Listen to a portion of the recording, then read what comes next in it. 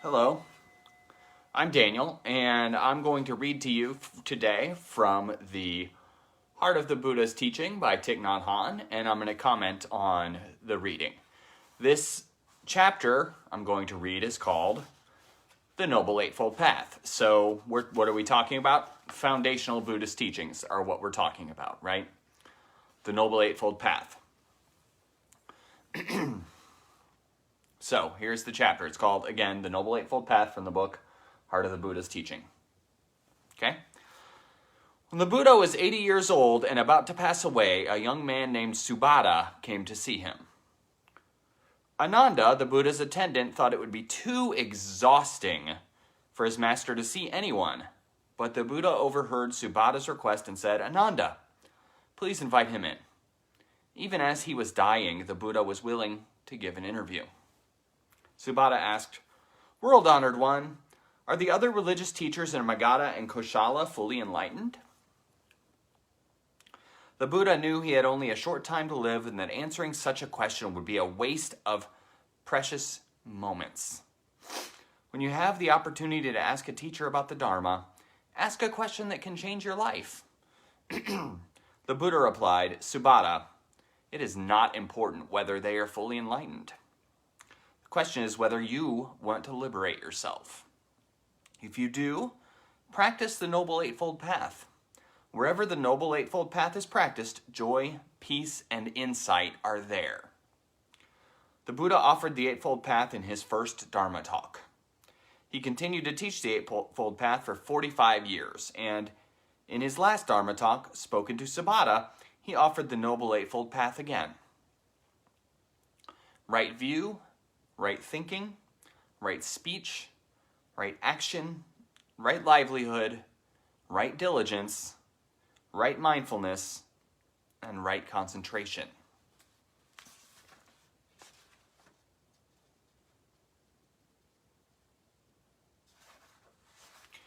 Arya Ashtangika Marga, a noble path of the 8 limbs, suggests the interbeing nature of these 8 elements of the path, each limb containing all the other 7.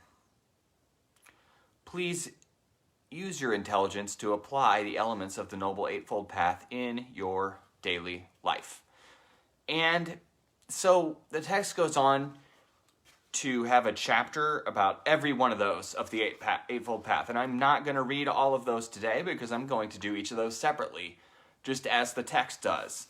So this will be rather a shorter video than usual, but I'm going to talk a little bit more about the Eightfold Path and where it comes from and why it's important, and hopefully that can inspire you a little. So the Eightfold Path is the culmination of the Four Noble Truths, which are the very first teaching of Buddhism. The very first list that the Buddha put out was the Four Noble Truths. There is suffering. The cause of suffering is attachment. There's a way out, and the way out is the Eightfold Path. So that those 4 Noble Truths lead to the list of 8, the Eightfold Path.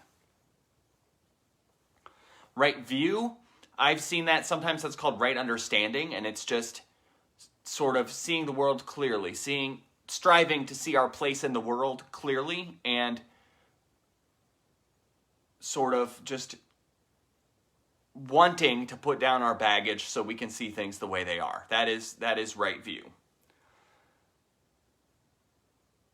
Right thinking is just we should try to cultivate thoughts that are helpful. We should try to think positively. We should think about things that are good and can help other people.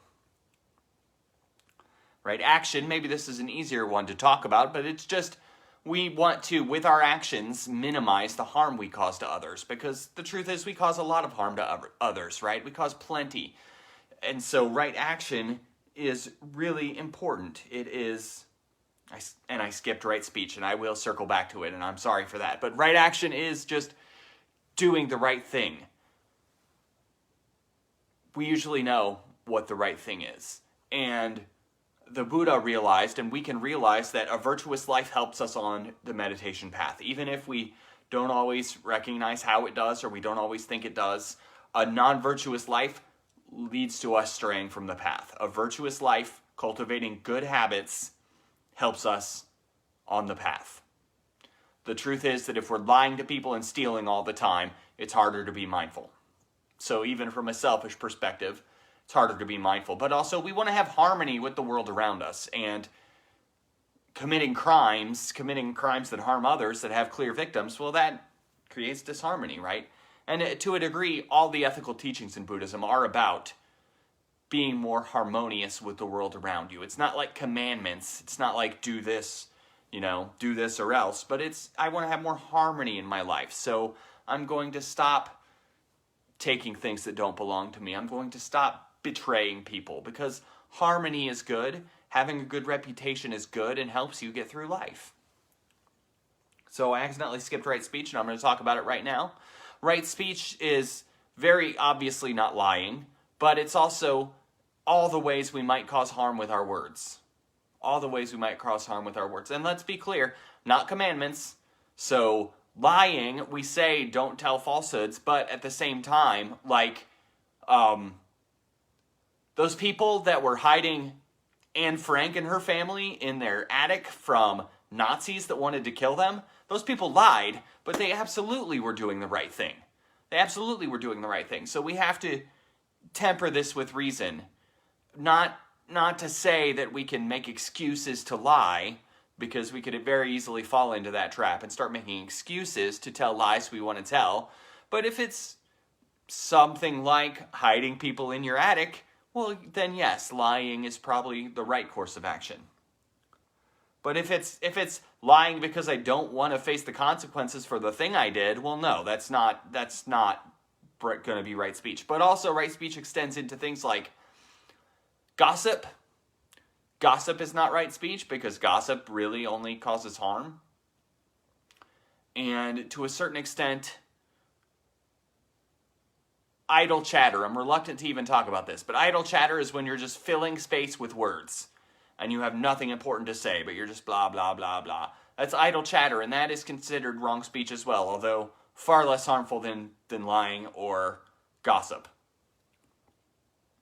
And next is right livelihood, and this is one that trips people up sometimes, because people tend to think right livelihood means they have to be like a librarian or a yoga teacher or a therapist or a doctor or something like that. Right livelihood means you should make every effort you can to cause as little harm in your career as possible. The truth is, in the modern world and in the Buddhist time, maybe even it was more so in the Buddhist time, actually, but in the modern world, we spend a whole lot of time pursuing our livelihood, right? If you work a standard 40-hour week, that's 8 hours, 5 days a week, right? That's 40 hours a week. I'm not going to do the math, but 40 times 52 weeks a year, that's a lot of time, right? And what the teaching is that we should try to minimize harm during that time. The examples the Buddha gave were you should not be a slave trader, and you should not sell poison. Those were the ideas, the things the Buddha gave. So in our modern world, we might think of maybe not slave traders, but human traffickers. It's almost the same thing. Human traffickers are committing wrong livelihood, and I don't want to say drug dealers are committing wrong livelihood. I do want to say drug dealers selling really dangerous things are committing wrong livelihood, because they're profiting from harm.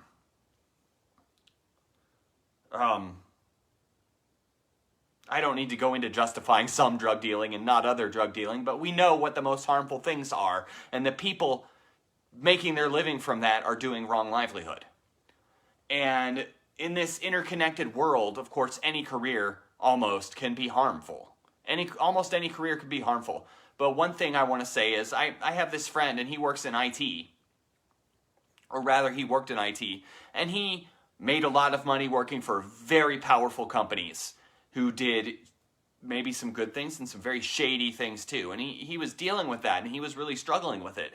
And he came to me and he was like, how can I possibly have right livelihood in this field and make enough money to support my family? Because again, the truth is, in that field, maybe the shady companies are the ones that pay the best. Not always. That's a broad oversimplification. But he found the job he found that paid a lot of money because the company he was working for had some ethical gray areas. And so he comes to me and he says, how can I possibly have right livelihood. And what I told him was, you go to work every day and you have kind words for everyone around you and you have the most positive attitude in the office. And in that way you can uplift everyone there, make everyone there feel better and have a better day. That's how you have livelihood in that situation. Just uplifting the people around you. That's what it's about. So that's what I said to him. So you can have right livelihood in most jobs. That being said, of course, we know where the limitations are. And we know if what we're doing is just the most horrible job and we're just only making the world a worse place, right?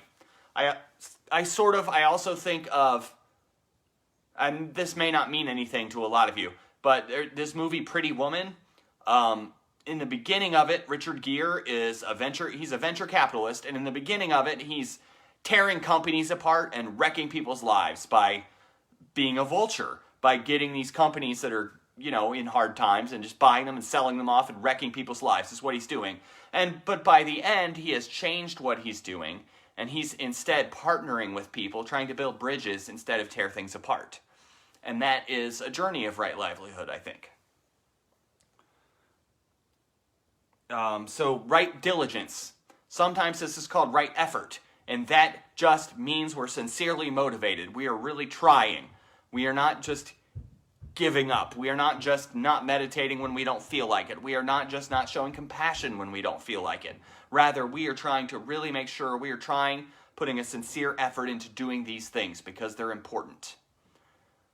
It is our motivation to get out of bed in the morning. You can be good at your job, but without diligence, you maybe won't start your job in the morning, right? You maybe won't get out of bed when the alarm goes off. It's the same sort of thing. It is our real attitude of perseverance. Like, this path is hard. It's hard to get myself to sit and meditate. It's hard to get myself to show compassion to that person that I know doesn't deserve it. Diligence is what gets us to do it anyway. It's assertiveness. It's perseverance. And again, sometimes this is called right effort. The way it was originally taught to me, it was called right effort. And next is right mindfulness. And that is just we're cultivating attention. We're cultivating the ability to pay attention to the world around us. There are things going on that are worth paying attention to. And we add an extra dimension to our lives by practicing mindfulness, by listening when people are talking, by noticing what's going on around us, because the truth is, a lot of the time we are on autopilot and we're not paying attention. We're missing things and we're making bad choices because we're not paying the right amount of attention. So right mindfulness is very important, and our meditation practices help us cultivate that. And then lastly is right concentration, and this is, our meditation practices really help cultivate this, and that is when we learn how to focus on that one pointed focus that comes from, for example, mindfulness of breathing. That is a concentration practice. That is bringing our attention on our breath and just really zeroing in on that and really learning how to focus on it. And that helps us because it trains us to really focus on things.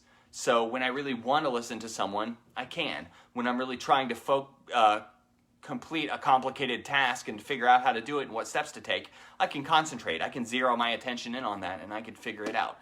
That's really what right concentration is about. So really the difference, right mindfulness, right concentration. Right mindfulness is like an open awareness of the world around us, and right concentration is just that ability to zero in on what we want to or need to focus on.